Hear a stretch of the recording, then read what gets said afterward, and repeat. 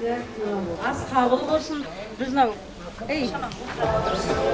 бір ауыз қайнағамды құттықтап желектелік. Бүгін туылған күн екен. Туған күніңіз құтты болсын аға. Өмір жасыңыз ұзақ болсын. Біздің алдымызда ақылшымыз, жаңағы бүйтіп тура жолға салушымыз, әйтеуір тірегіміз болып жүре беріңіз. Әйтеуір орамал тон болмай жол боласы еді ғой. Сондай ақ кішкентай бір неміз бар. Соны кигізіп жіберсек деп жатырмыз.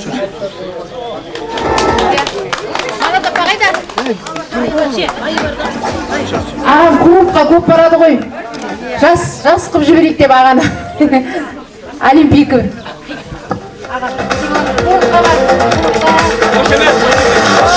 Кесім болмас, асылуда мін болмас. Әм қарындас, әм жолдас, жолдас болмай жол болмас. Көп жиылмай қол болмас. Иә, сізге. Енді қошымыздың туған күні ғой. Рахмет.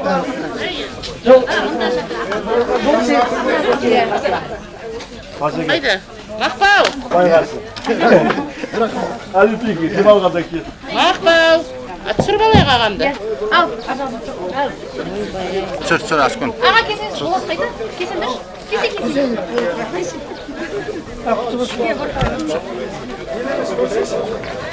Алладан айтсын, нақ құдайымыз қабыл болсын, мұратымыз асыл болсын, барлық ағайындар, отбасыларымыз аман болсын. Бір айтатын сауал бар, мынау жаңа барлығы президент емес, мен адамгершілік қой бірінші очар. Ағайындарға көп рахмет, ауызышты мол болсын, қуанып жатыр, жүрегім жарылып жатыр. Осындай кезде бәрі ауызышты болайық. Мынау әдейі туған күніне жасады деп айып болмасын. Өзі 9, 10, 11, 3 күн демалысқа сол совпадение деп жатыр. Барлықтарыңыз аман есен атқарайық.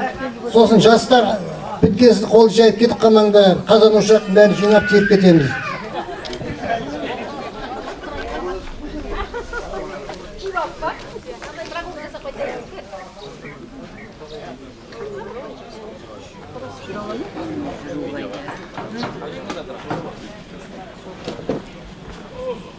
Давай.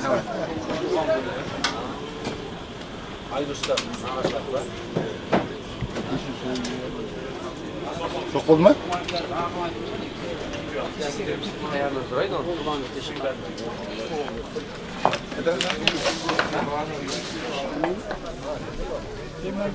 Ya. Bavurcan.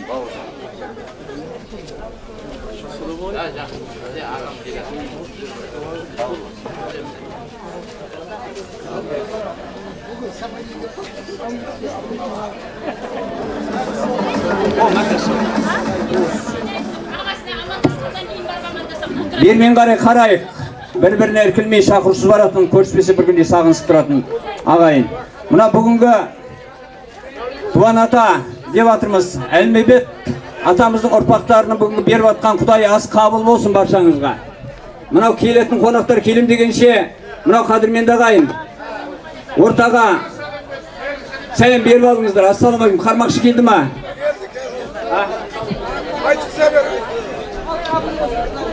Мынау қадірменді ағайын.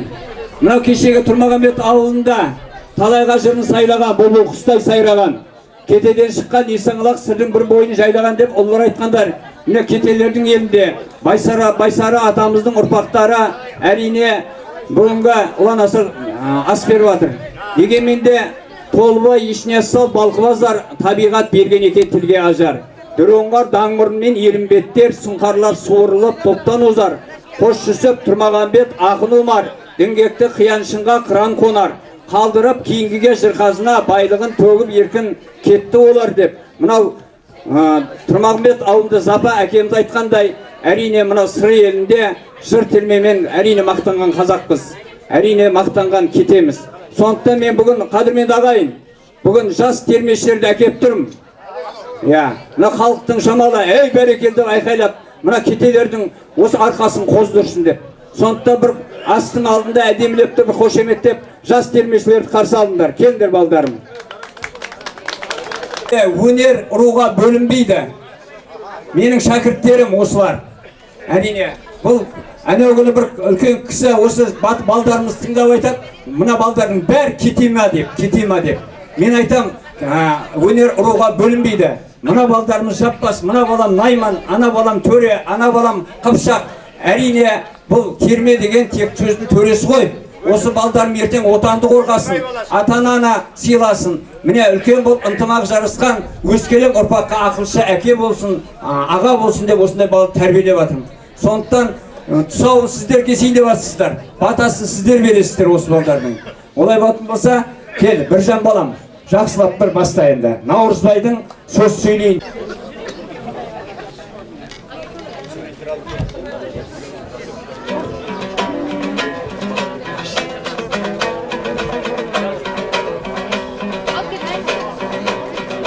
Söz söyleyin termeden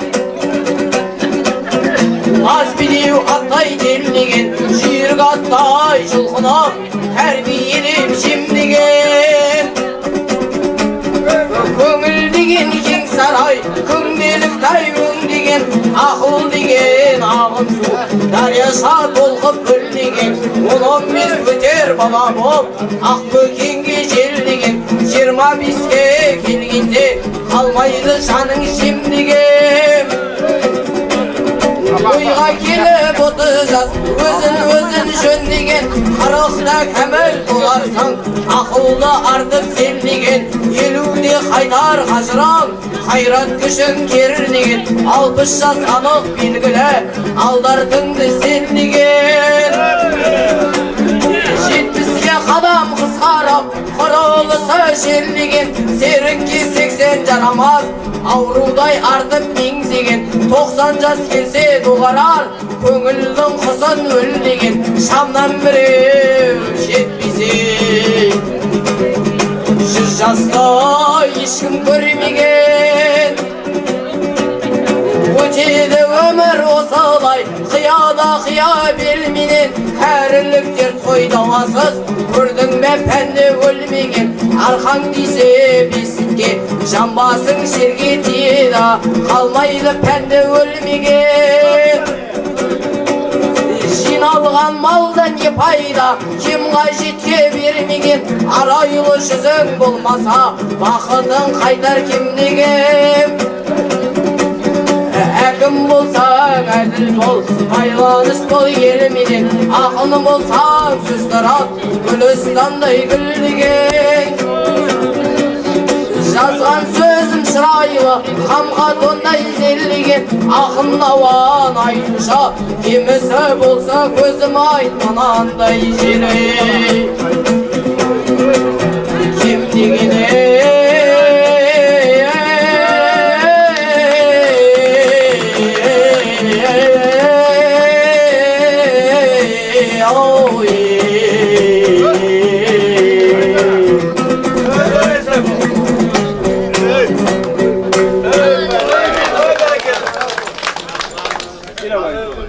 Енді Нұрғиса боламыз. Қармақшы туған жерімді айтып берсін. Қыпшақтың азаматы, Найманның азаматы.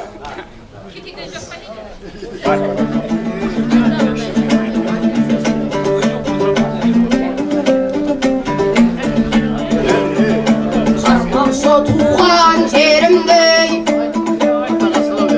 Қамқоршы елдің ағасын Айыра білек шақтамыз Ағы мен сөздің қарасын Арғымақтай баптаймыз Көрсетпей шыққа жаласын Қарсалып жылы сөйлесе Желпініп соған қаласын Бір ауыз менде хат жаздым Ақтарып ойдым қарасын Шыпақша не еш аман ба Жүре бет шаттып қалпыңмен Бара-бар жақсы сөзіңде Буға піскен алтынмен Құттықтап барып қалармын 8-ші марқыңмен Апама да сәлемде Туысқан бәрі сыйласқан Хат жазып тұрсын ерімдей Есен сау жүрме бидашжан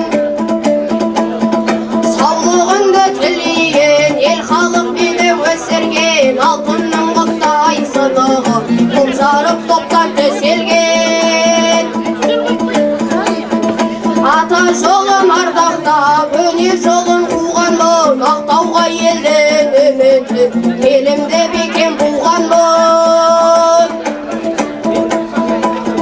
Айналдым сұр дүниелерден, айналдым байтақ далама, сәлем арнайы хат жаздым Мәскеудегі балаңа.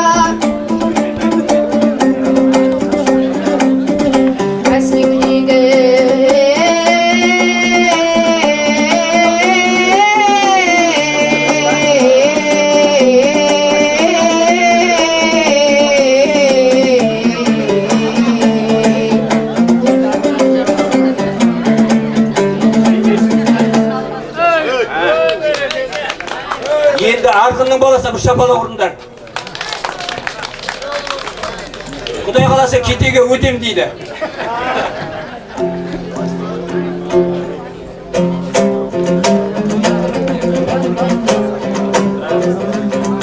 Жақсы менен жаманның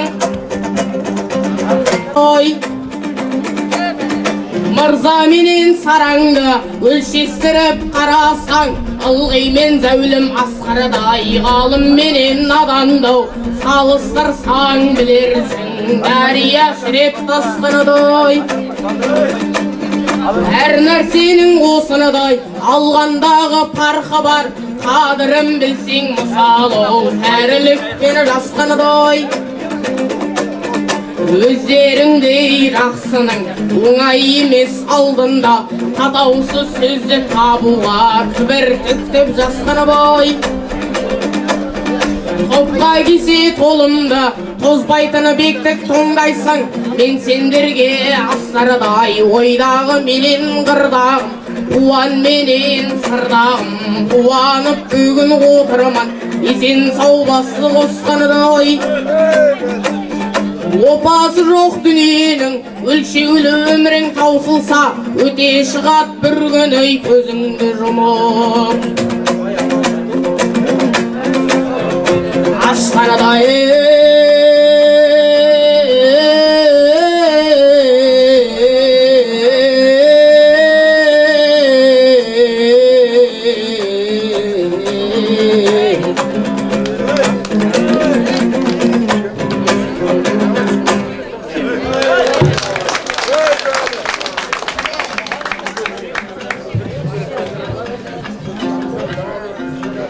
Бұл жігіт аю кетеге жиен.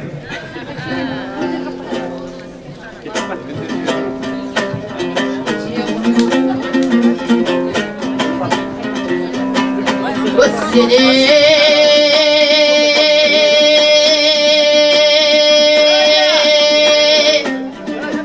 қанша ғасыр алға қарай, жұмыр жер өзгермейтін алтын сарай. Тарихтың куәсіндей таңға жайып жарқын күн, сәулелі айлар шықты талай. Атамның сейхунатты асау өзен, аралға құйылып жатыр ағыс ерен. Аралап жердің шетін қорқыт бабам қобыспен, сырлы өңге тартты өлең. Өзгеріп өмір заңы жадыраған, сұр елін көрмеген жан танымаған. Халықтан туып дана әнші ау ел үшін от боп жанып жалынбаған не.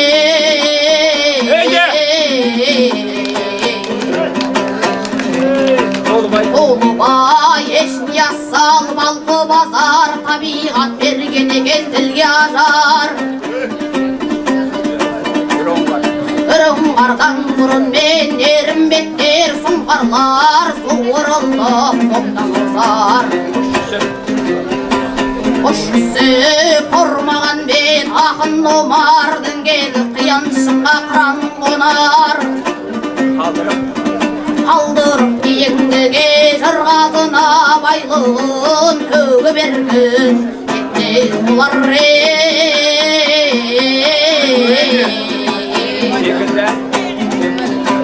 секілді көзі тартқан қырдың гүлі келеді кемелденіп жырдың деді.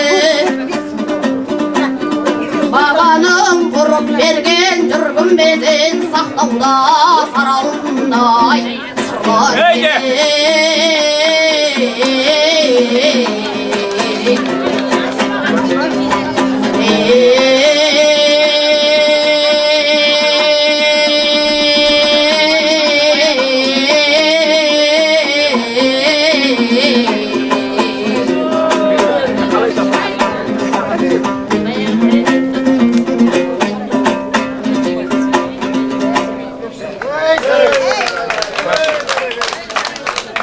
өзі дүниеде өмір бітіп өтсем де өзім жер аралап жердің жүзін жүрер сөзім көре алмай кейінгінен кеттім ау деп арманда болмай ақ қой екі көзім деп Тұрмағанбет шайырдың жақсы нақыл сөздерін орындап берсін ал.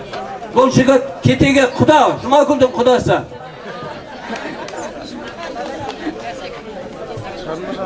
Бәрін айттым ба?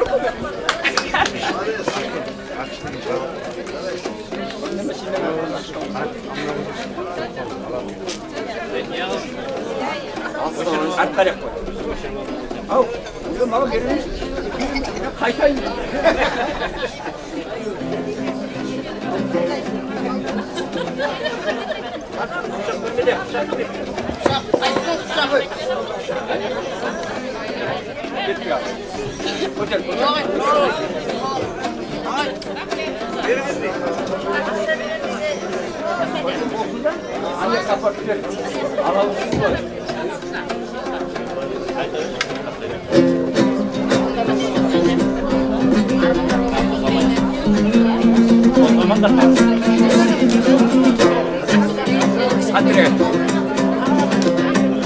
Жігіттің тақиясы, қонағасы, ер жігіт қайдан ішпейт қонағасы.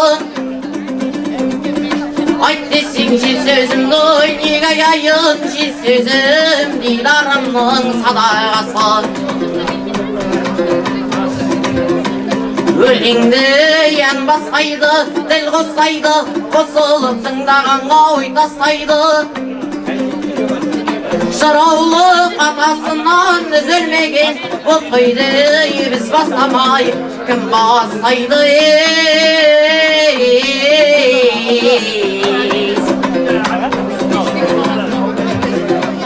Дүние тұрсаң көтер, жүрсең көтер, мақтайса ер жігітті төмендетер. Кеткен соң астыңнан тақ, басыңнан бақ, кейбір дос босаған дей көрмей кетер. Дүние қызық екен жинағанға, арғымақ мойымайды қинағанға. Біреуден біреу артық тумақ емес, ер болсаң бер басыңды сыйлағанға. Танасың дәулетіңе басықпасаң, сарымсың жан досыңнан қашықтасаң. Саралтын сабыр төбе сақтатаса, жетерсің мақсатыңа асықпасаң.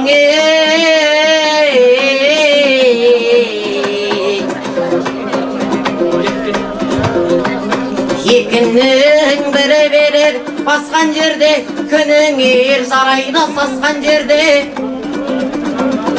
Жаманға жазатпайым мүсің түссе, қабысып қала қояр аспан жерге. Жігіттер тапжаралы жолдасыңды, қылмайтын қиындықта қорбасыңды.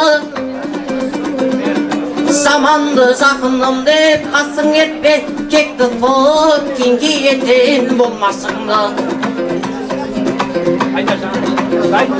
Дүниеден өмір бітіп, өтсем десем, аралап жердің жүзін жүрер сөзім. Көр алмай кейінгені кеттім ау деп, арманда болмай ақ қой екі көзіме.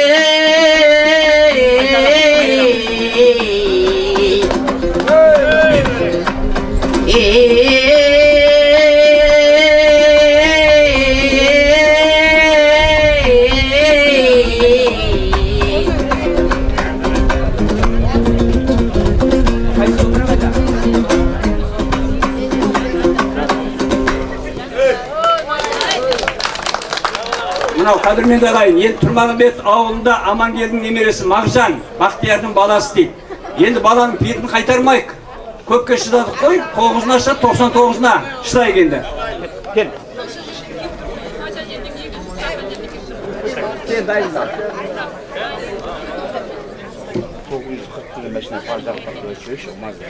940 деген мәшінен пар жанып атыр дейді.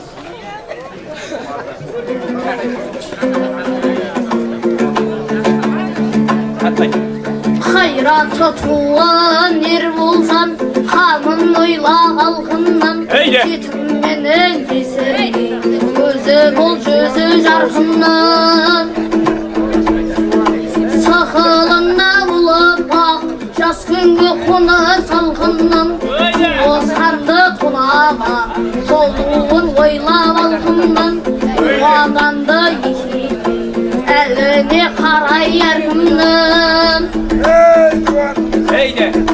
Айтқанын алжас бұлынса Кемейді бәрін арқынның Шамасын шағайыр Атауазан әркіннің Көженді көктен өрпесін Көшейер көрді әлпіннің Бұл сөзім үгіт өзімен Тілі ашы шалпынның Тоқымымын тұлқарды Қалайын көрген талқынның Шатырмын айтып жақсы Қазасындай алтынның Өле қойсам айтындар Жұрт жиналған жер болса сөзі деп күрекетіп Ейде, молодец, ей!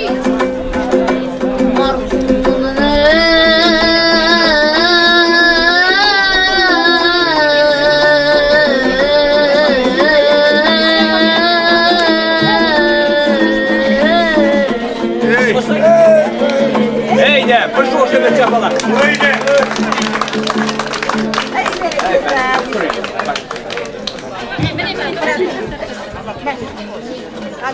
Мына қадірменді ағай, енді айтпай ағам, әт ақырайынды тұрып күй тартуға келе ғой. Емнұр.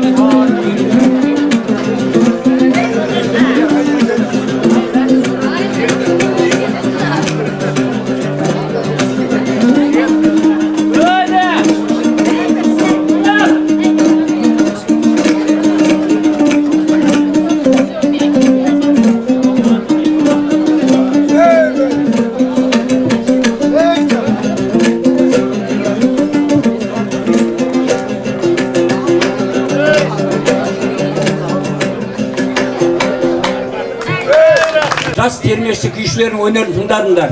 Мына атадан уып тұсайғы ата жолын қусикі деген енді өзімнің балам бай болып шақырайын деп жатырмын. Осымен бір шамал неғылай бір көңіл көтерсін деп жатыр қой. Қанекей, қошеметтеп қойыңыздар.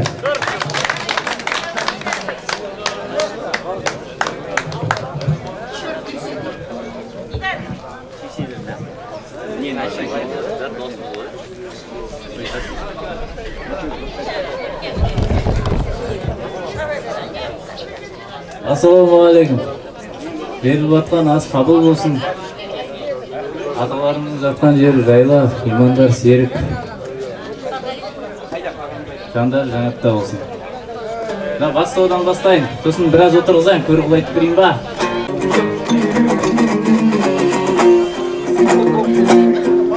Әуде отырыңыздар, шаршап қалмасаңыздар. Сөйлеші тілім,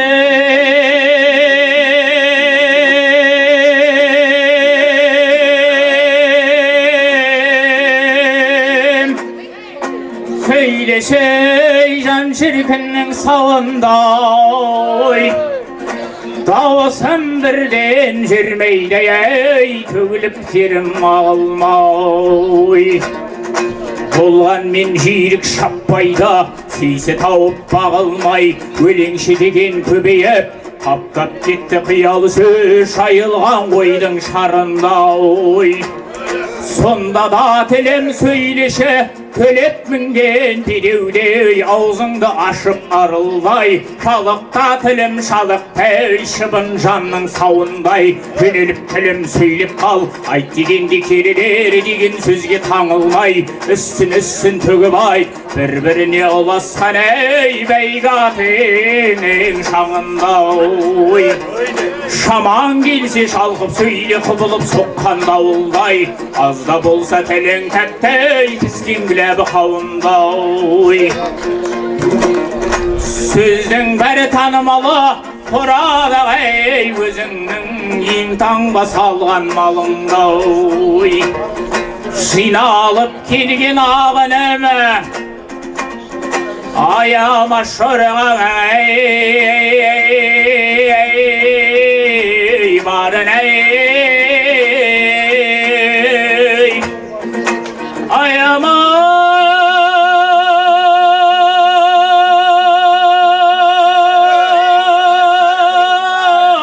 шырған ей барын ей.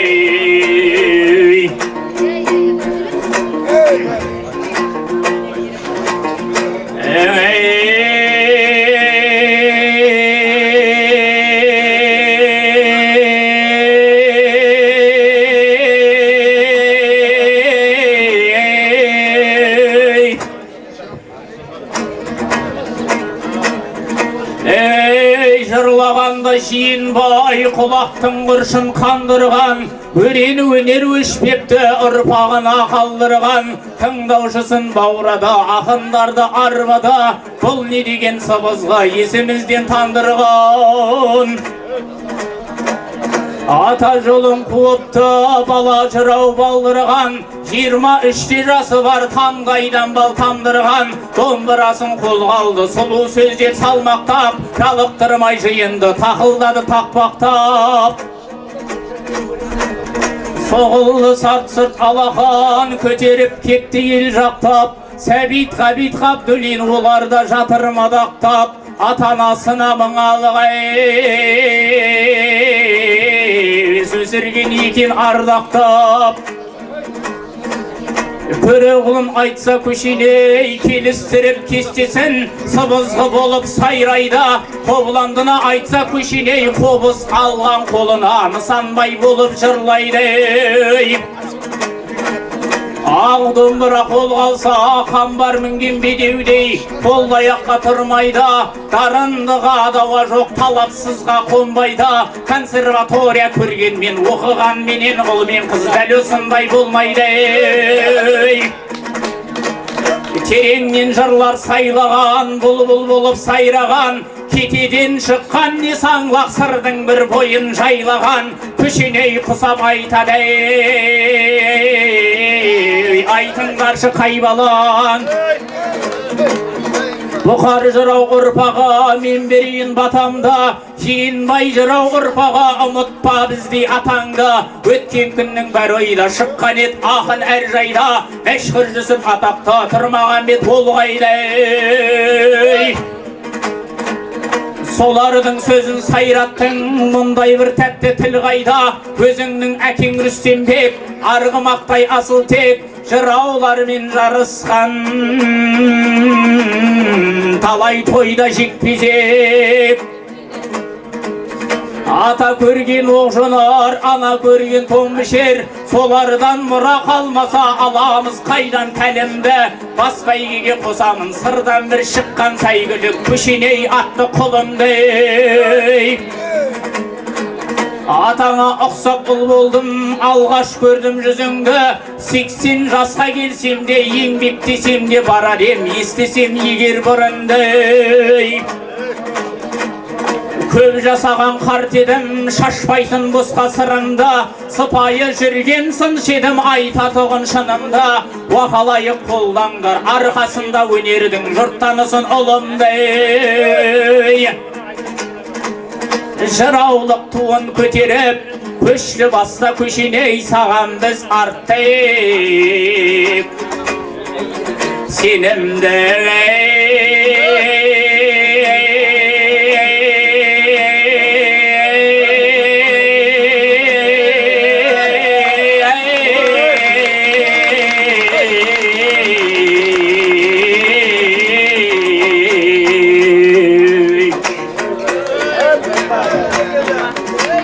Ay çok boğacak hala.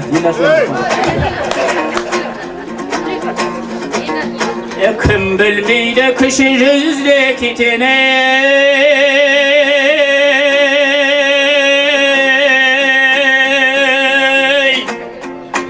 Şairları yüzge jetkin desi de şaşağынан şanjıkpagan tulparday kışineyden ırpağımın kişige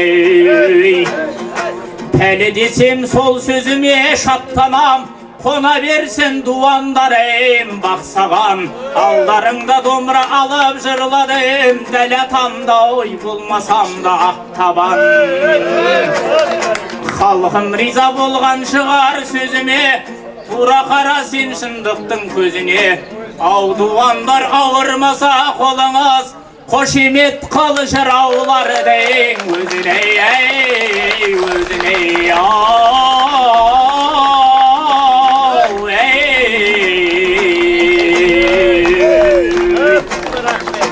Осылай тоқтайын.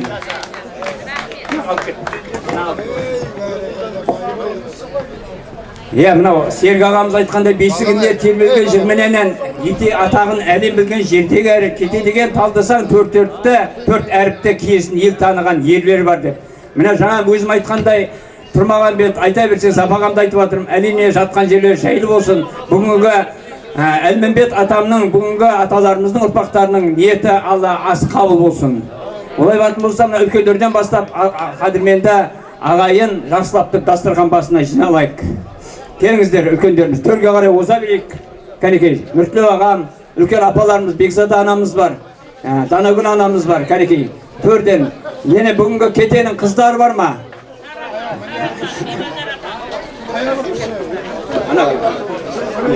Қазалау жер жоқсан, қазалау жер. Камераға шығаппа. Кәне ағамдар, ал. Пазеке қайда? Алып бар, ағамдар алып бар. Ане қарай аға. Қазы жер.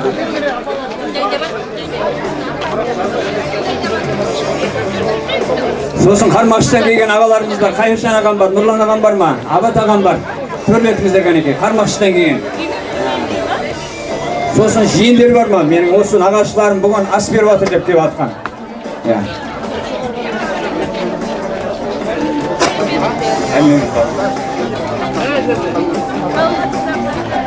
Кәнекей, кәнекей.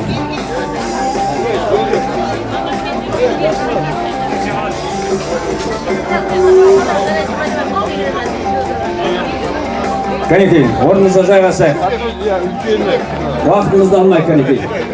Үлкенді сыйла әуелі бәйтерегін әуелі үлкендерді төрге оздырайық.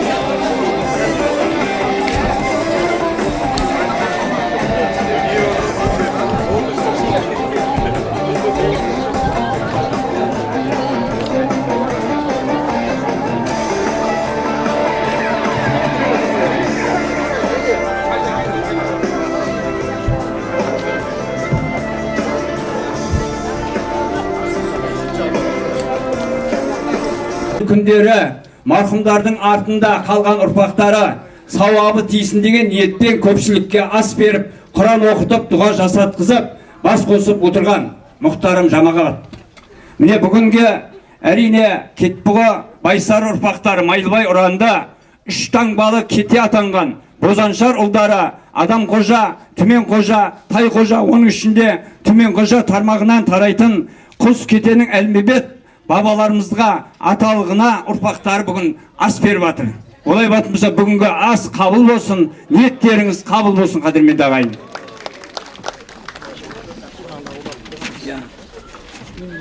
Өлген адам болады, көзден таса, өлді, өшті, оны ешкім ойламаса, өз өлгенмен орны ешбір жоғалмайды, кейінгілер еске алып ойламаса деген.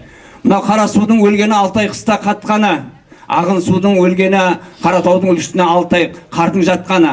Мынау ажал деген атқан оқ, Алла оның бір қақпан дейді. Ғалымның қаты жақсының аты өлмейді деген. Сондықтан да пайғамбар Мұхаммед Мұстафа саллаллаху алейкум айтқан екен, әрбір іс Құранмен басталып, Құранмен аяқталады деп. Сондықтан да алғашқы бүгінгі осы Құранға кезек берсек деп тұрық. Кәне, мына отырған бәріңіз отырған.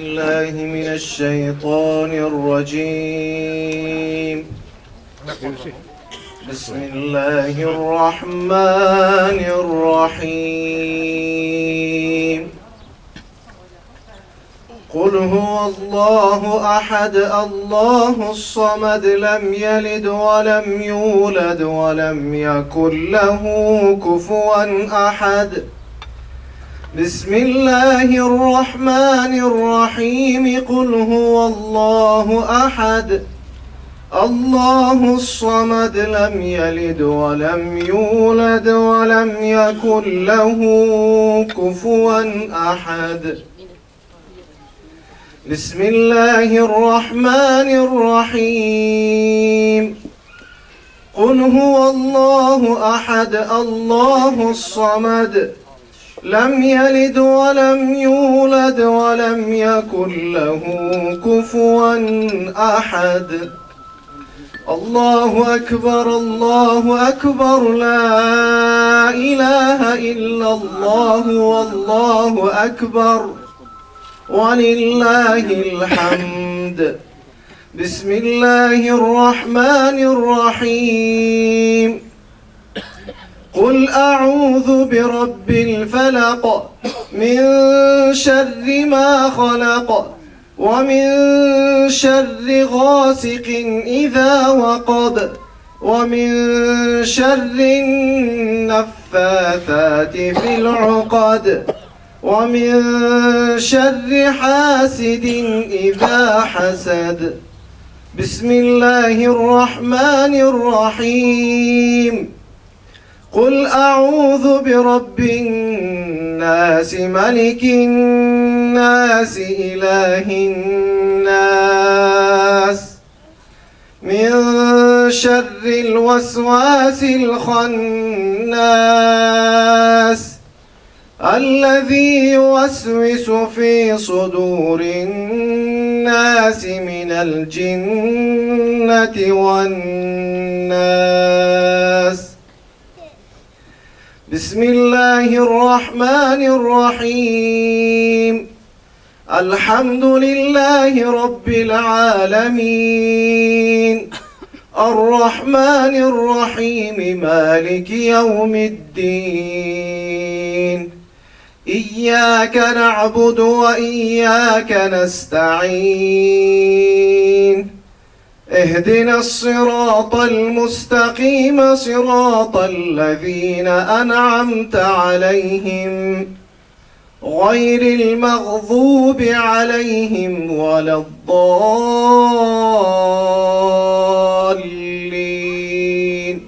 آمين بسم الله الرحمن الرحيم ألف لام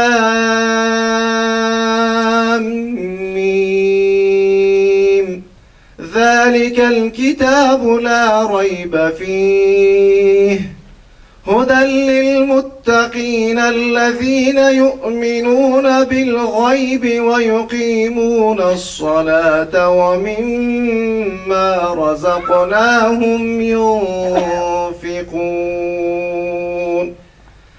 بسم الله الرحمن الرحيم آمن الرسول بما أنزل إليه من ربه والمؤمنون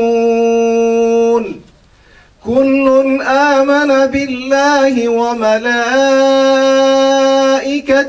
وكتبه ورسله لا نفرق بين أحد من رسله وقالوا سمعنا وأطعنا غفرانك ربنا وإليك المصير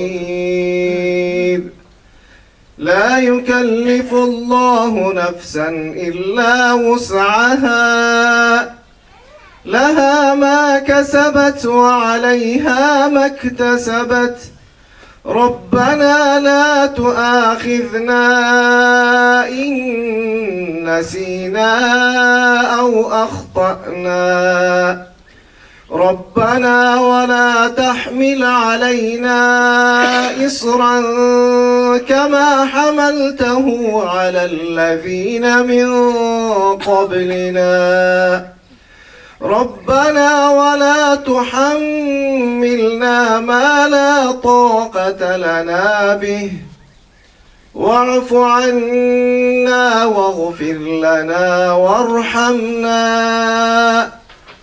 أنت مولانا فانصرنا على القوم الكافرين صدق الله العظيم سبحان ربك رب العزة عما يصفون وسلام على المرسلين والحمد لله رب العالمين آمين. Осы оқылған Құранның сауабын пайғамбарымыз Мұхаммед Мұстафа саллаллаху алейхи саламның рухына, ата бабаларымыздың, біздің жер бетіндегі барша мұсылмандардың рухтарына, ата бабаларымыздың туған туыс құзда жекзаттарымыздың рухына бір Құдай мақсатын жатқан жерлерің жайлы, топырақтарың торқа, алдары пейіш болсын, Алла алдынан жарылқасын, ал мына бүгінгі беріліп жатқан асымыз қабыл болсын, аман болыңыздар, сау болсын. Аллаху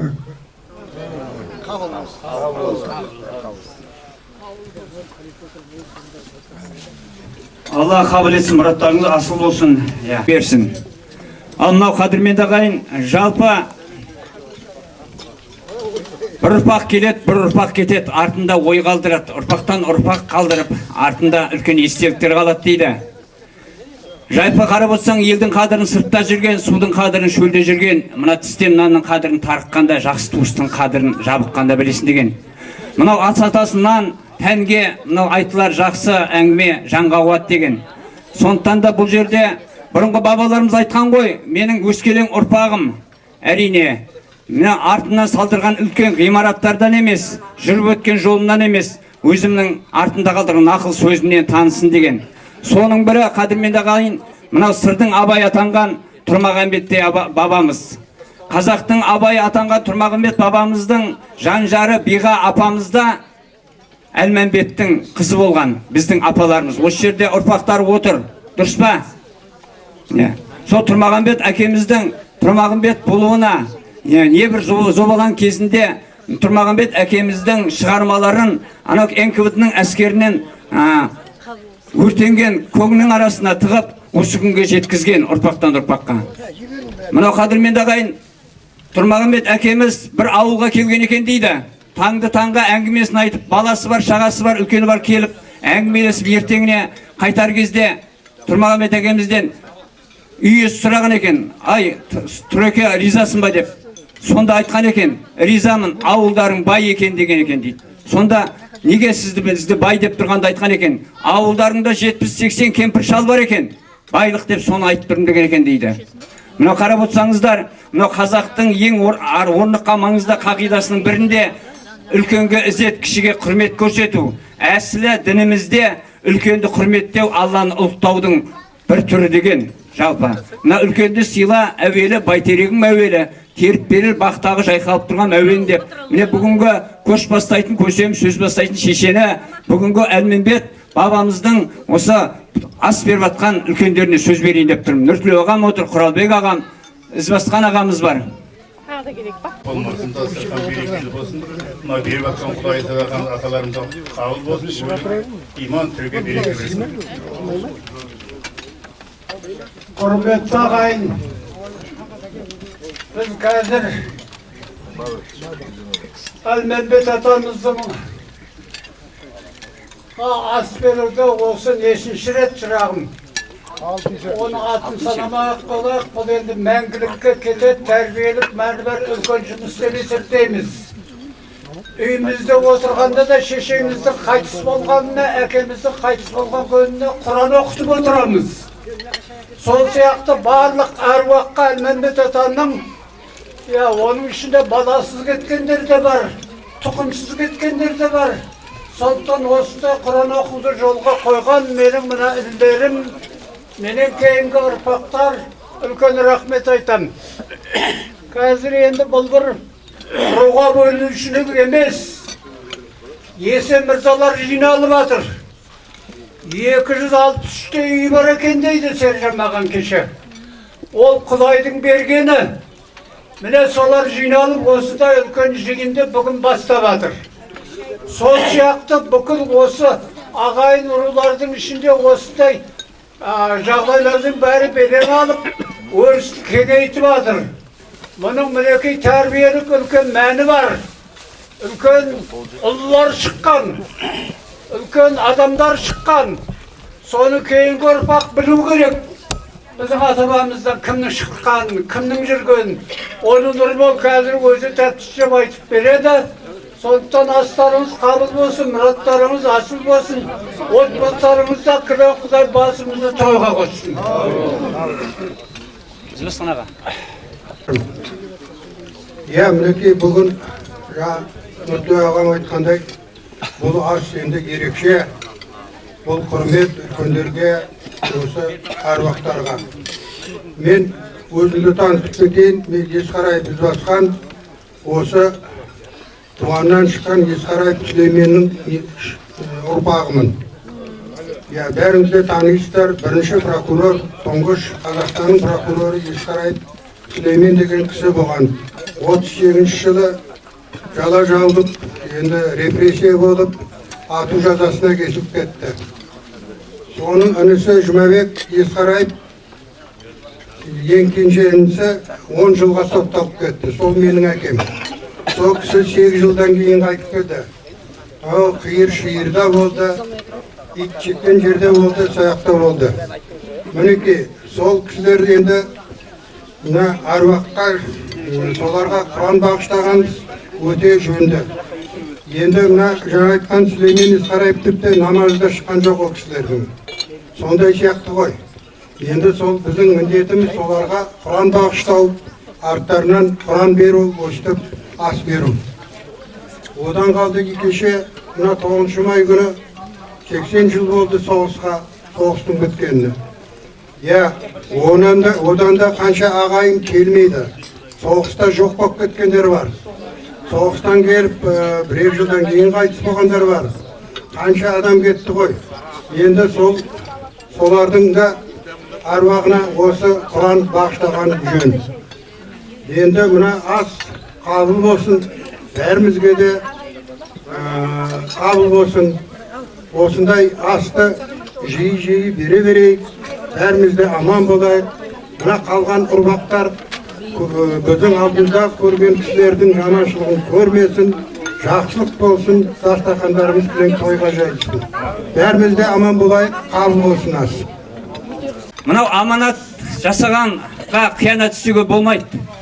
Әрине осы жерде жаңа айтпасам болмайды ғой. Осы жерде мен жалпы осы ас басқарып, осы көпшілікте көп жүрген жоқпын енді, той жағы тәуекел. Дегенмен де мына туғанның туысқаны бар, туысқан болғаннан кейін осындай салмақты мойныма алып тұрмын, өйткені алдағы әкелерім маған аманат қылды. Ертеңгі мен де осы кісілердің орнында отырып, інілеріме аманат қыламын, сондықтан аманатты орындау міндетім. Мына ғалымның қаты өлмейді, жақсының аты өлмейді деп жатырмын ғой. Мына ұстар жоқ қылыштың өткіріне не пайда, бірлігі жоқ туыстың көптігіне не пайда деген. Ішіне адам кірмесе Кеңсарайда не пайда, араласып жүрмесе ағайыннан не пайда деген. Ағайын бар жерде береке бар, береке бар жерде мереке бар дейді. Мереке бар жерде береке болады деген. Сондықтан да мынау бар ұрпақ бас қосып бағанда өткендегі өзіміздің Әлмембет бабамыздан тараған үлкендердің міне бүгінгі есімі аталмаса, ана дүниеде бізге риза болмайтын шығар. Соның бірі жаңа Ізбасқан ағам айтты ғой.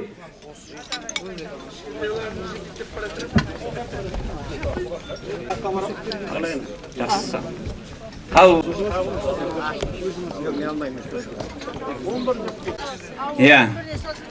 Жүрген жерлеріңізде қуаныш болсын. Ата-бабамыздың рух желеу жылда әкеміз. Қызылорда қаласындағы бір көшеге жылға 3 қарашадағы 1485 жыл қаулысымен бас прокурор жанындағы біліктілігін арттыру заңдылығы құқық тәртібін зерттеу институтына Қазақ ССР-ның тұңғыш прокуроры Сүлеймен Исқараевтың есімі берілді. Бүгінде ұрпақтары отыр. Қабыл болсын, қадірменді жамағат.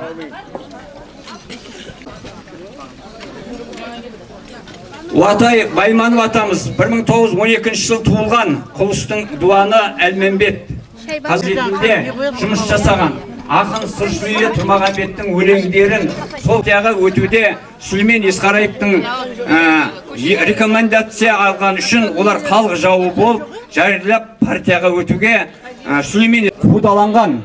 Бірақ ертерек қоныс атқарған балалары Дулат ағамыз Қызылорда қаласында 80 жасқа толғанда дүниеден озды. Ал Болат ағамыз Шымкент қаласында телерадио комитетін басқарды. 1918 жылы өмірден озды. Ұрпақтары бүгінгі ниеттерін қабыл етсін. Үйсен Тәшінбаев бұл атамызда 1909 жылы дүниеге келіп туылған. Руы Құлыстың Әлменбеті Тәжікстан Республикасының әскери комиссариятының қызмет атқарған. Содан кейін Қарақалпақ Республикасы Шымбай аудандық партия комитетінің бірінші хатшысы болып ұсталып тұрғанда халық жауы болып ұсталып, ниеттеріңіз қабыл етсін. Бұхарбай Боңдаш руы Құлысты 1912 жыл туылған, Кассиктің комсомолында отырған. Әрине Ұлы Отан соғысында ерлікпен қаза тапқан.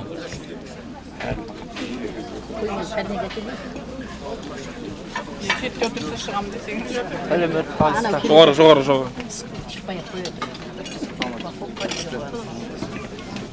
Сірелі, кеген меймандар айтады ғой, Сірелінің әрбір бұтаға қамысы ән салып тұрғандай деп. Сондықтан да Дүзбембет ұлы Жиенбай ақ домбыра қолға алып, ұшатын құстай қомданар, ерегіскен ер болса, екі талай жер болса, аянбай шауып жолдалар деп. Ұлы Омар Шорайық айтқандай, Жиенбай жырау Құлыстың дуаны, ұлы шайыр Омар Шорайықтың жиені апасынан туады. Атын Жиенбай деп жиен болғасын қойған екен. Ұлы жыраудың жыр бастауын әміреден кейін Парижде алматып жырау 60 жыл өткен соң жыр бастауымен ашқан дейді. Ақтайлақ Жиенбай жырау 300 жылқы ұтып алған, аста 100 деген бас жылқы сойған дейді. Асқа келушілердің алып келген малдарынан әрине Шоңай баласы Бектай қайтарып берген дейді. Жиенбай жыраудың Үрстенбек, Тастанбек, Үрстенбек, Көшеней, Бидаш жырау, Көшенейден марқұм Арнұр ініміз жыраулық өнердің алтын күмбізін жалғастыруда және ұрпақтан ұрпаққа жалғасындақмыз жыраулық өнерді әлде де жалғастырудамыз.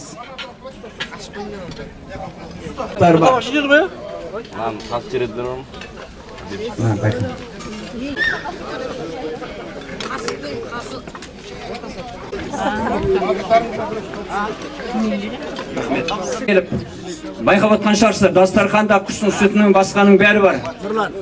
6 жыл бұрын естіген, жан-жаққа қат жаптырып, ат жаптырған. Сондықтан да енді бүгінгі меймандостық қазағын бір белгісі сый көрсету ескінің жорғалысы деп, осы бүгінгі асымызға қол жайып келіп отқан Өмірбек аға, өзіңіз барып кеттіңіз бе не?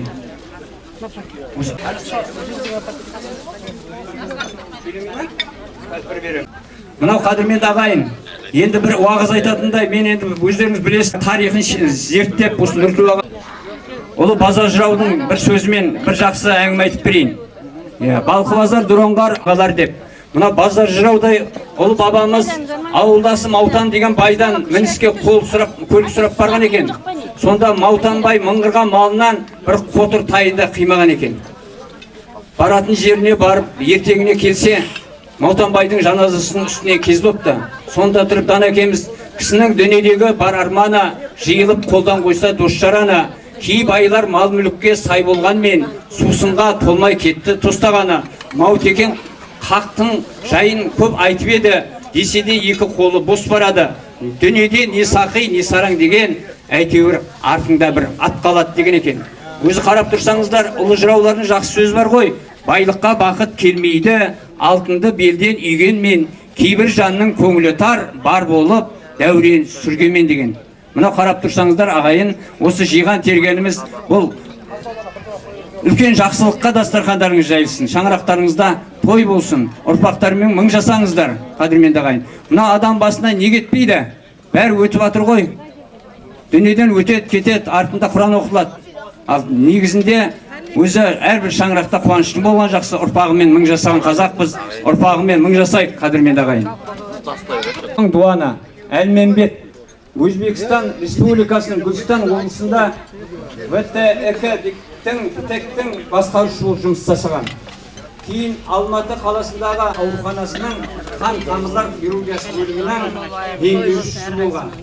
Хирург, дәрігер. Желтоқсан оқиға кезінде ұсталған қазақ балаларына үлкен қамқорлық жасап, оларды тексеруге келген орган қызметкерлерін бөлімшеге кіргізбей, көптеген қазақ жастарын аман алып қалған. Балалары Тимур, Қайрат, Марат, Сәуле Алматы қаласында тұрады. Әке аманатына адалдықпен қарап, жемісті еңбек етуде. Олардың амандығын тілейміз. Осы шараға атсалысып жүр жан-жақтан. Қауымдықтан да Өмірбек ағамыздың ұрпақтары мың жасасын. Кейін Қарақалпақ Республикасы Шымбай аудандық партия комитетінің бірінші хатшысы болып тұрғанда халық жау болып ұсталып кеткен. Бұқарбаев Оңдаш әкеміз, Руа Құлыстың дуаны Әлменбет 1912 жылы туылған, Кассиктің комсомол жөніндегі қызметінде болған. Қазақ СССР орталық комитетінің мүшесі болған. Кез келген уақыттарда түрмеде отырған ағайындарына түрмеден босатуға жәрдем сұрап, 1943 жылы Ұлы Отан соғысында алынып, ерлікпен қаза тапқан.